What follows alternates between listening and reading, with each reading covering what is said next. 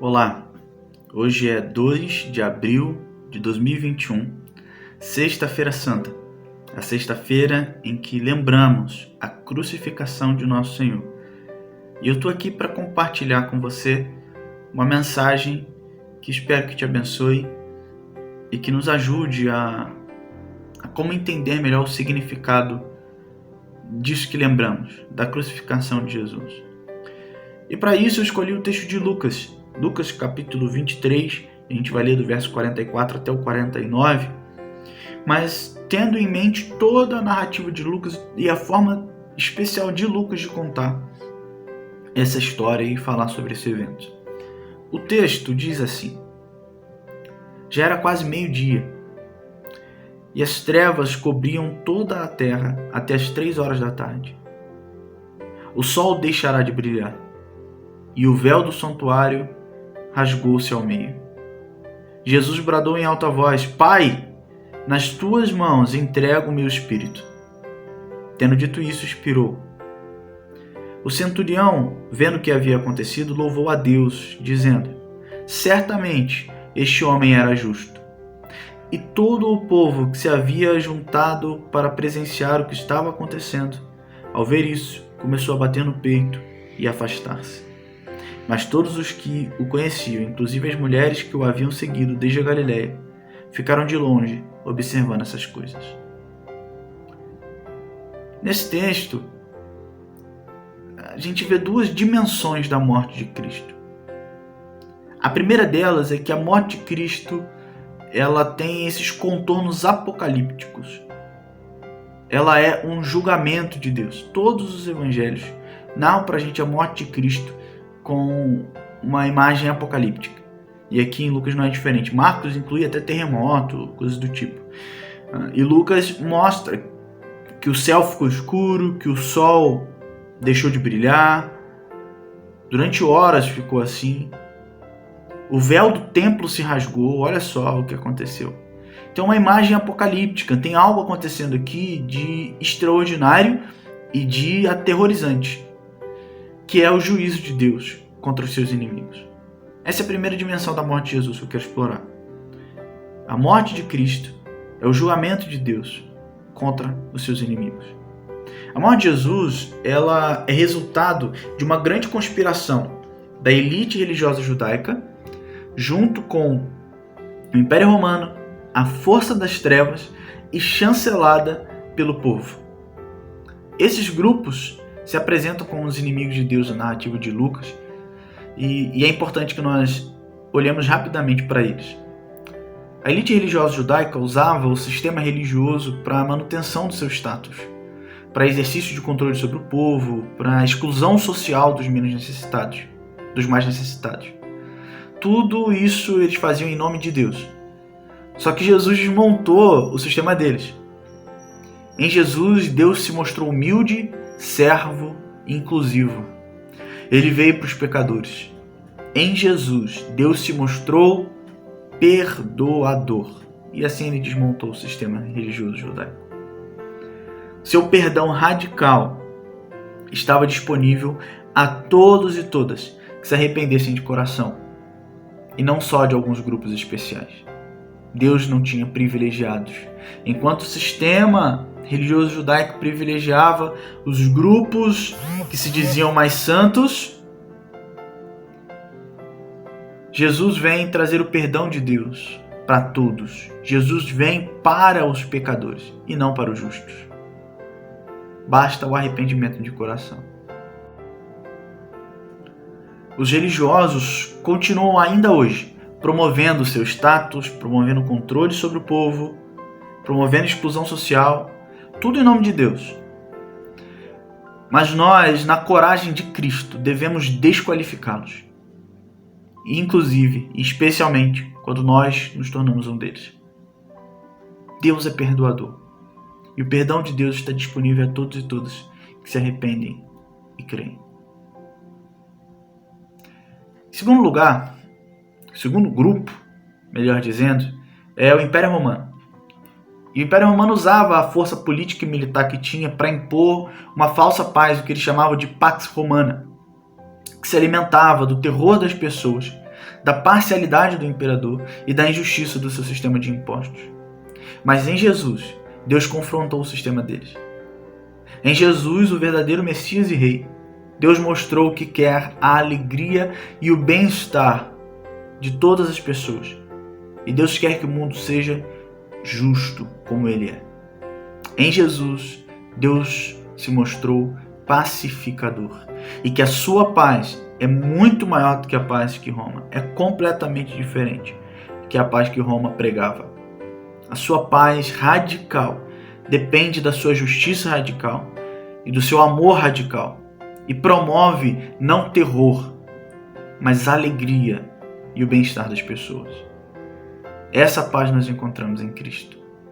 Os sistemas, as instituições, as forças políticas continuam ainda hoje em nome de uma falsa estabilidade social, promovendo a ascensão de grupos mais abastados, de grupos privilegiados, mas ao mesmo tempo promovendo terror e injustiça para grupos mais necessitados, assim como o Império Romano.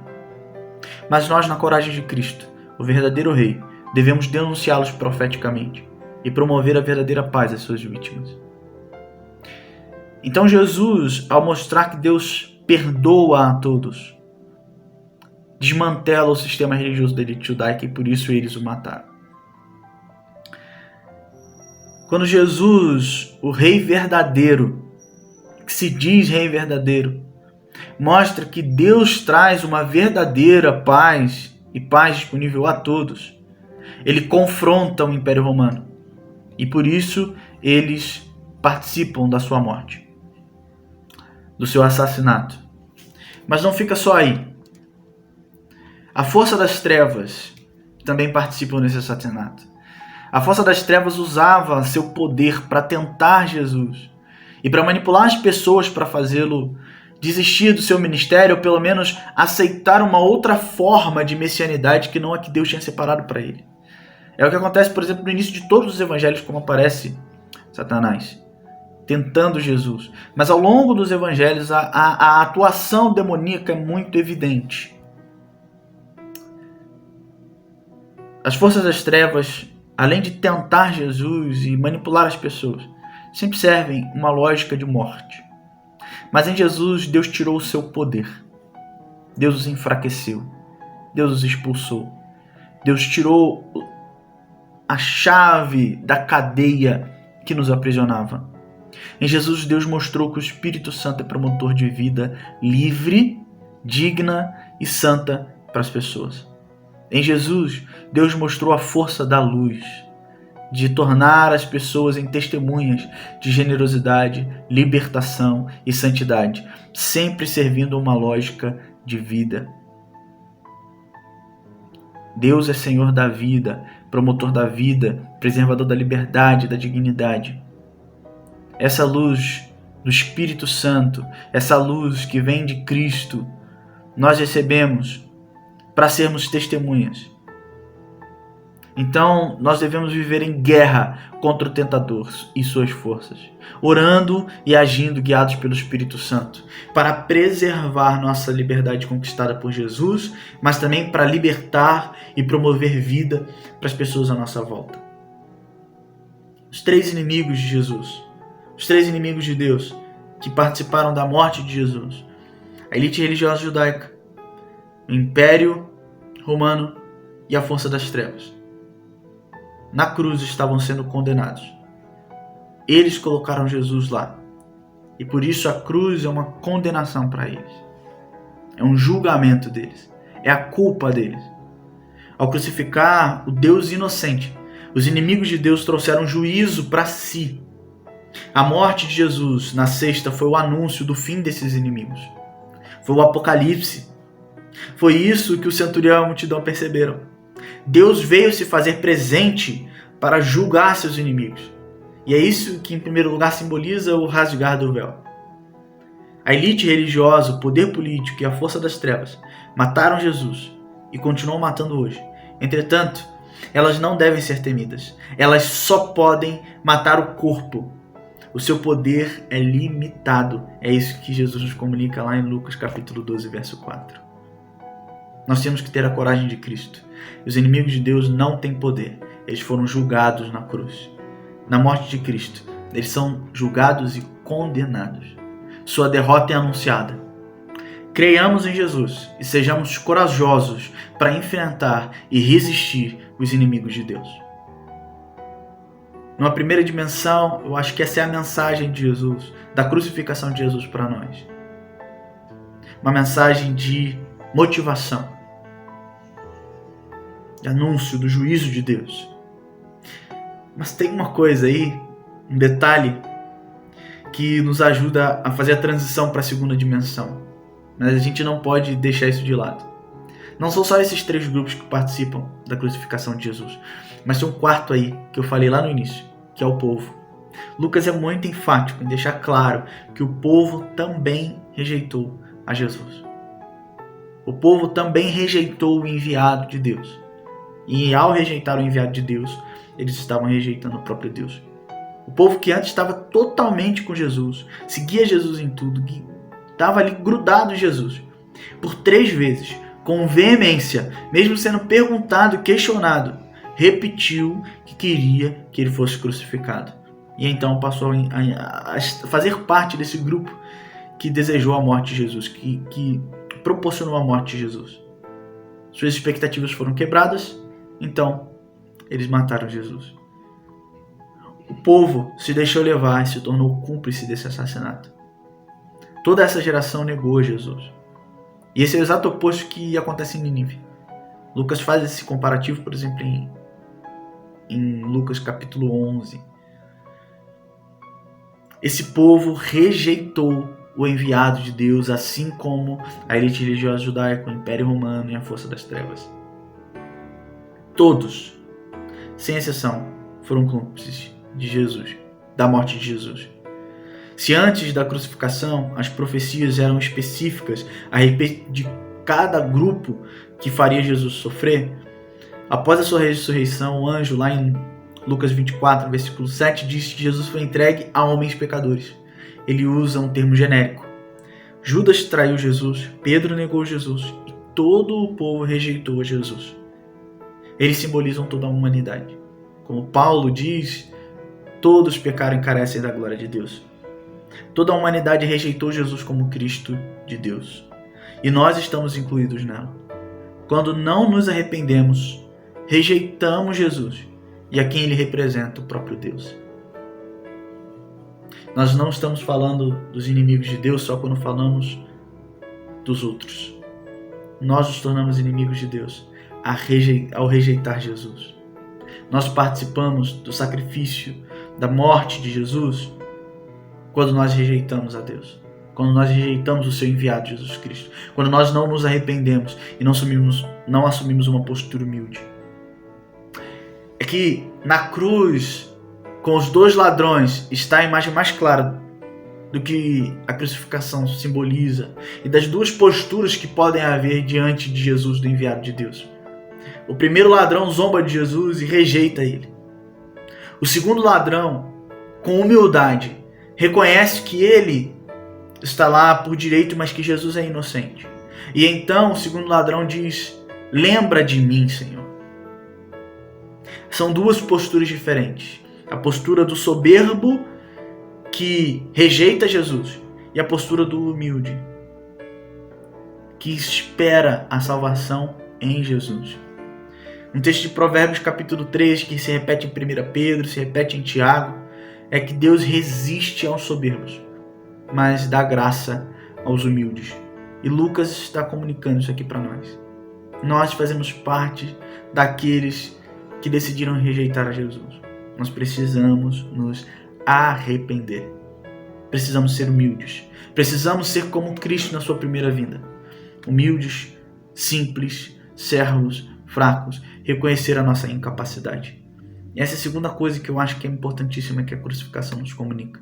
Precisamos nos arrepender dos nossos pecados. Nos arrepender de rejeitar o Senhor. Nos arrepender de negar a Deus, Criador e sustentador de todas as coisas e Senhor do universo.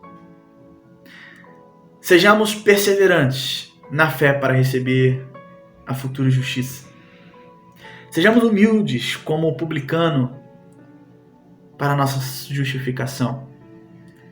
Sejamos entregues como crianças para entrar no reino. Uma entrega completa e absoluta de tudo que temos e somos, como fizeram os discípulos e a viúva pobre. Jesus nos chama a segui-lo, sendo humildes, entregues, dependentes, perseverantes, como ele em sua primeira vinda, não perdendo a nossa alma, para que sejamos salvos, e em sua segunda vinda ele se orgulhe de nós e complete nossa salvação definitivamente. Mas temos a segunda dimensão, e aqui nós vamos mais rápido. A morte de Jesus foi um assassinato, mas a morte de Jesus também foi vontade de Deus. A morte de Jesus foi o cumprimento de profecia na qual ele é morto para o juízo do mundo, mas também ele, Jesus, se deixou matar em sacrifício para nos purificar de nossos pecados. Então a morte de Jesus é um juízo apocalíptico contra os inimigos de Deus, mas também é a obediência de Jesus para nossa reconciliação com o Pai. E é isso que Jesus conquista para nós na sua crucificação. Jesus prediz e descreve seu sofrimento e sua morte, e também sua ressurreição diversas vezes. A rejeição não surpreendeu, a aclamação não surpreendeu, a traição não surpreendeu, a negação não surpreendeu, a morte não surpreendeu. Todas essas coisas estavam previstas e determinadas no plano de Deus. Essa foi a missão de Jesus: vir, sofrer muito, ser rejeitado pelos religiosos judeus, ser entregue aos romanos, ser morto e ser ressuscitado. O roteiro já estava escrito, e bendito aquele que assumiu o papel de herói, Jesus Cristo. Ele orou muito e permaneceu firme em seu papel no roteiro. Não caiu em tentação. Não se desviou do seu caminho. Mesmo absolutamente angustiado, se submeteu à vontade de Deus e permaneceu totalmente obediente. É isso que Lucas nos mostra lá no capítulo 22, no episódio do Getsemane, quando Jesus sua sangue. Jesus é o perfeitamente obediente. Em Jesus, Deus revela a sua paz, o seu perdão, a sua paz e a sua luz. E por isso ele confronta os soberbos, os inimigos dele. Em Jesus, nós devemos reconhecer que somos soberbos e que devemos nos arrepender. Mas há algo de especial que Jesus conquista para nós na cruz. Ele é o perfeitamente obediente, o perfeitamente humilde, o perfeitamente santo. E é por isso que ele conquista para nós a possibilidade de termos comunhão com o Pai. Quando nos arrependemos e cremos, nós somos salvos. E quando Jesus, em toda a sua obediência, nos purifica, expia nossos pecados, nós podemos nos fazer presentes diante de Deus. O livro de Hebreus comunica isso de forma muito clara, comparando com o sistema sacrificial antigo. Com o sangue de 2 animais puros, os sacerdotes entravam no Santo dos Santos e aspergiam esse sangue sobre o propiciatório para purificar a si mesmo, o povo, o lugar santíssimo, o altar e o tabernáculo todo. Assim, todos os pecados de Israel eram expiados anualmente no Yom Kippur, que está descrito lá em Levítico 16. Quando a gente lê Hebreus capítulo 9 e capítulo 10, a gente vê que Jesus, com seu próprio sangue, não com o sangue de animais, entrou como sumo sacerdote no Santo dos Santos, na presença de Deus, no tabernáculo celestial, e aspergiu o seu sangue para purificar o tabernáculo celeste e nós, o seu povo.